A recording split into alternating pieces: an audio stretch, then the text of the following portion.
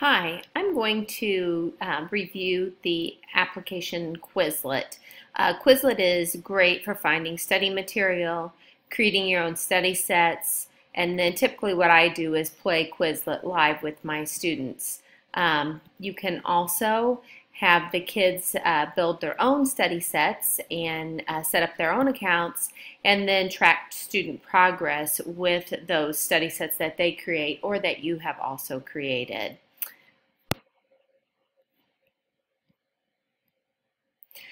So when I log in, what I see under my latest activity are my class study sets by grade level and then also by subject matter.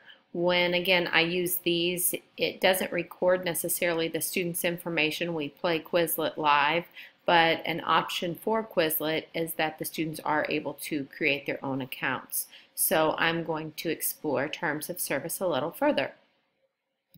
When I chose Quizlet to be the product I reviewed, I didn't realize how detailed the terms of service would be. It was last updated May 25th, 2018.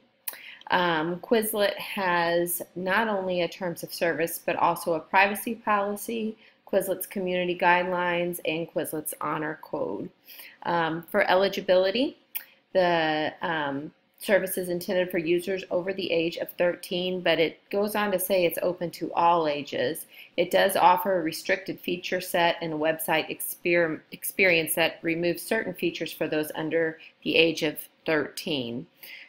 Your Quizlet account and data, it goes on to say you are responsible for maintaining the security of your account and data, and accounts are for organizations, not individual. Or rather, they are for individuals, not organizations. So it really is on the individual to make sure that they maintain their account and data information. For upgraded memberships, they do offer those. They offer one that's a reoccurring subscription fee as well as a prepaid one.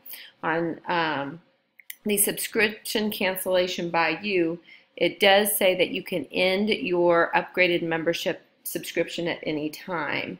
However, they also can cancel your upgraded membership at any time. There are, most of them, there are no refunds available. The Quizlet itself is non-refundable, and on the price changes is they can decide to change those prices at any time. However, they will notify you as quickly as they can to let you know that those changes are coming on. Under the premium content, you do have the option to purchase that.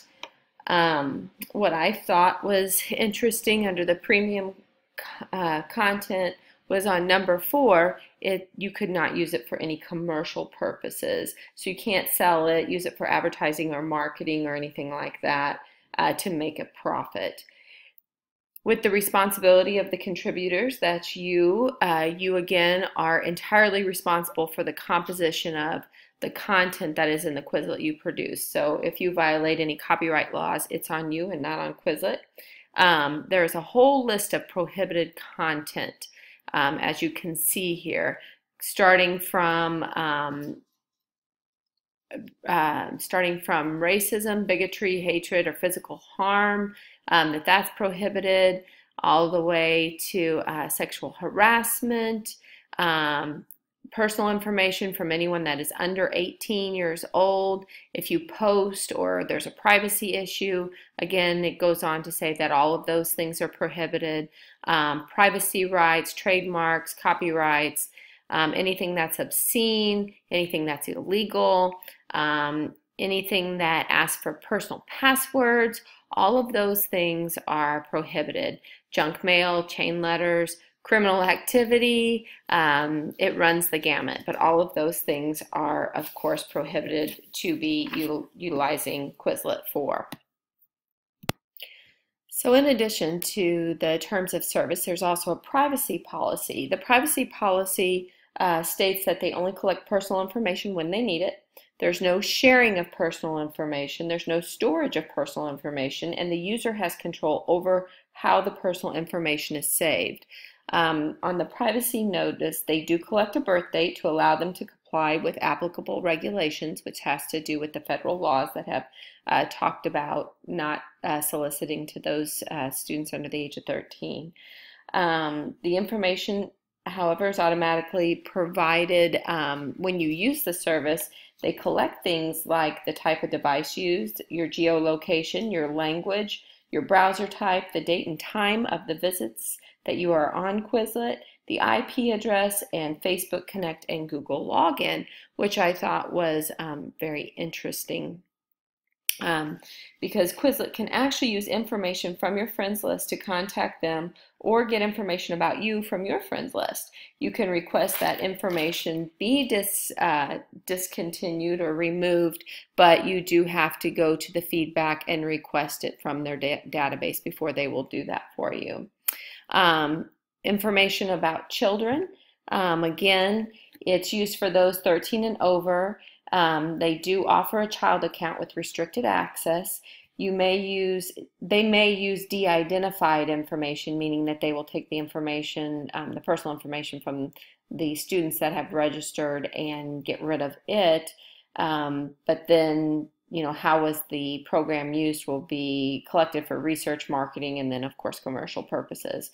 It says that parents have full access to the child accounts and can consent to information collected or request that Quizlet delete the information. But again, you must go to support at Quizlet to get this done. I also thought that this was very interesting, how we use your information. It goes on to say we use your information for a variety of reasons in order to support Quizlet and enable our team to continue creating engaging experiencing for our users. So that was pretty broad definition of how they use the information. It does continue to get more detailed, including communicating with you about the service, protecting service and maintaining a trusted environment, advertising, analytics, and marketing.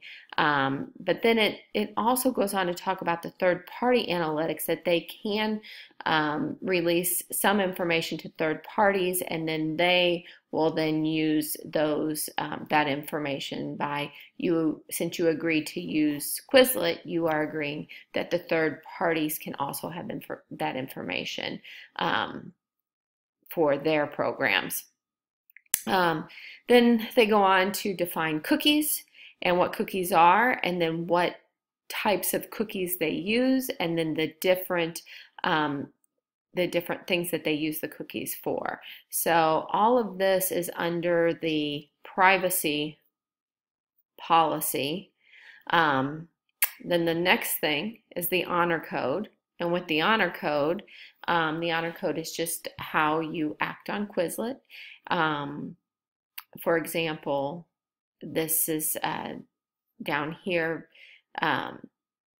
for students. It reminds that posting the answers to a test you took and sharing them with others would violate the honor code. Searching Quizlets for answers and using them to cheat or take home test or an assessment would violate the honor code. And then, of course, using Quizlet on your phone to copy answers during an in-class test would violate honor code. Community guidelines are very similar to the honor code. It goes a little bit more in depth of how you treat one another. And then the cookie policy is even more details about not only what are cookies, but how they're set up by Quizlet. And then if you scroll to the bottom, it gives a list of all the third-party applications that use cookies on Quizlet. So there's quite a few. And then it does give you some choices on how to control cookies, or how to not release information on the cookies. However, it does state that if you disable the cookies with Quizlet, then the program probably will not be fully functional. Last but not least is copyright infringement.